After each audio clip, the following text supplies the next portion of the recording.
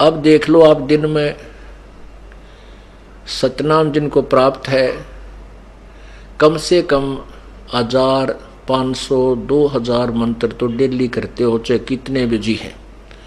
चलते फिरते बस में बैठ के खाते पीते, परमात्मा ने बेरा है कि काल पीछा छोड़े को ना, और ना इसने भक्ति की फुर्सत दे, फंसा सा दिया। तो परमात्मा ने ऐसी विधि बता दी कि नाम उठत नाम बैठत नाम सोत जागबे, नाम खाते नाम पीते नाम से लागबे। हमने देखा हमारे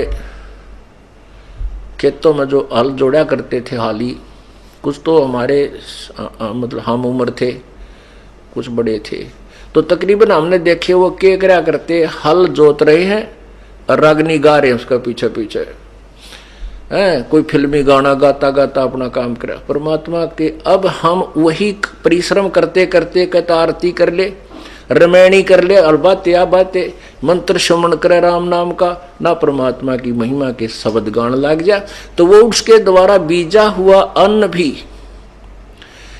परमात्मा के मंत्रित हो जाता है उस वाणी से, और फिर वो उस अन्न को कोई खावेगा उसका भी उद्धार होने लग जाएगा। इब गावा रागनिर पीवा बीड़ी, और फिर बीज बोए रत राग, उसका क्या असर होगा फिर उस बीज से, सारे नशेड़ी हो गए उसी तरीके से। तो ऐसे ही हमने इस समाज को बदलना है, इस प्रोसीजर को चेंज करना है। किसान मजदूर मजदूरी कर रहा है, अपना सिमरण करे, और सिमरण तो मन हट जाता, फिर अपना भगवान की 2-4 जो भी वाणी याद आ वह गान लाग जा, फिर उस वाणी तो छिक ले, तो फिर सिमरण पर ला दे, फिर रमैणी करने लाग जा, फिर शाम की आरती कर ले, चाहे काम करते करते मजदूरी करते करते आरती कर ले, रोटी पोते पोते कर ले, बर्तन साफ करते करते कर लो, क्योंकि वो तो आत्मा से करनी होती है। तो ऐसे जो कमाई कर ली और फिर मार्ग से भ्रष्ट हो गया, तो वो क्या होगा? अब ब्रह्म जैसे श्वास के सिमरण की कितनी कमाई, फिर एक ओम नाम के मंत्र की कितनी कमाई हो जाएगी जो सतनाम के अंदर है। तो उस ओम नाम की कमाई जो जिसकी अत्यधिक है और रह गया यही काल के जाल में, तो काल उनको सिलेक्ट कर लेता है। उनको इसने एक ब्रह्मांड में नकली कंस्ट्रक्शन करवा रखी है, नकली सतलोक, नकली अलखलोक, नकली अगम और नकली अनामी लोक उनमें रखता है। ये बोली बूझ वानो समझाओ आगे सतलोक, और फिर उन्हीं में से सिलेक्ट करके ब्रह्मा विष्णु महेश की पदवी पर रख लेता है। और जो दूसरे मंत्र का है उसी के आधार वो कमाई फिर उनको वो तो ब्रह्मलोक में खत्म करवा दी ओम आड़ी तय, और फिर उसको उस जो दूसरा मंत्र है जो हमने आगे चलकर ऋण देना था उस पर ब्रह्म के लोक से पार करने के लिए, उस सतनाम के दूसरे मंत्र की कमाई से ब्रह्मा विष्णु महेश और ऊंचे ऊंचे धर्मराज आदि की पदवी दे देता है।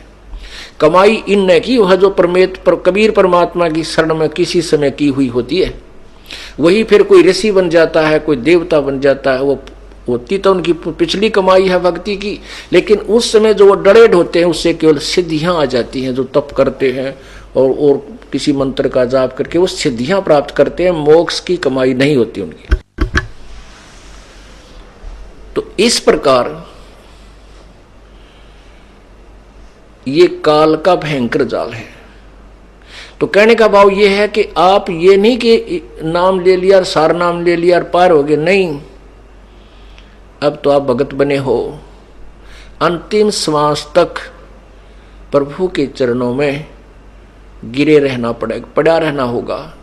कहते हैं पाकी खेती देख कर गर्भियो मत किसाने, अब हु झोले बहुत हैं घर आले तब जाने। कहते हैं फसल पक रही है जैसे वर्तमान में, और कहते किसान को कहता अब अभिमान मत करना, अब इतना बेरा कितनी गर्द फड़ शेष रहती हैं, कोई ओले पड़ जा, आंधी आ जा, वर्षा घनी हो जा। कहते तेरे घर आले जब अपनी मानिए अभी तेरी नहीं है। ऐसे ही कहते तूने सोचा मैंने सार नाम मिल गया, मैं भक्ति कर रहा हूं, कहते अभिमान मत कर लेना, अभी तक काल के बहुत ज्यादा जोके शेष हैं, सतलोक पहुंच ले जब पीछा छूटा मानिए, ये तब तक मालिक के चरणों में पड़ा गिरा ही रहना। द्वार धनी के पड़ा रहे, धक्के धनी के खावे, 100 काल जकजोल ही पर द्वार छोड़ ना जावे। राम नाम रटते रहो, राम नाम रटते रहो, जब तक घट में प्राणी, कब हो तो दीन दयाल के भनक पड़ेगी कान। के अंतिम श्वास तक नाम जपता रहे और कदे तो दीन दयाल के भनक पड़ेगी कान। और जब वो प्रसन्न होगा 1 सेकंड में आपको सतलोक बैठा देगा। 1 सेकंड के अंदर ऊपर पाओगे तुम, काल में पता भी ना चले कौन से रास्ते गया। ये उनके लिए व्यवस्था होगी जो अंतिम श्वास तक परमेश्वर की शरण में इस दास के माध्यम से लगे रहेंगे। गीता जी अध्याय नंबर 8 के श्लोक 13 में स्पष्ट किया है कि ओम इति एक अक्षरम, ओम इति एक अक्षरम, माम व्यवहारन ब्रह्म अनुसमरण। माम ब्रह्म, मुझ ब्रह्म का तो ये एक ओम मंत्र है, केवल ये एक ओम अक्षर है। उच्चारण करके सुमरण करने का यह पर्याति तजन देहम सयाति परमाम गतिम, जो अंतिम सांस तक प्राण त्यागने तक इसका सिमरण करता है वो परम गति को प्राप्त होता है। काल कहता वो मेरे वाली परम गति को प्राप्त होता है। यही परमात्मा कहते हैं द्वार धरणी के पड़ा रहे। गीता जी अध्याय नंबर 8 के श्लोक नंबर 7 और 5 में गीता ज्ञानदाता कहता है कि मेरी भक्ति कर तो मेरी शरण में रहेगा। ये नियम है। फिर ये नियम है कि उस भगवान की भक्ति करेगा, परम जीव पुरुष परमेश्वर की, उस पूर्ण ब्रह्म की तत्वदर्शी संत से लेकर के, तो उसकी शरण में उस भक्ति के कारण ही वहां जाएगा।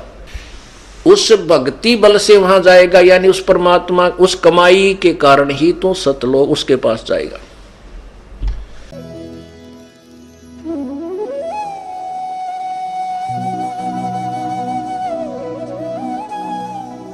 अगर आप ये वीडियो YouTube पर देख रहे हैं तो हमारे चैनल को सब्सक्राइब करें और बेल आइकन को दबाना ना भूलें। अगर आप Facebook पर ये वीडियो देख रहे हैं तो हमारे पेज को लाइक करें।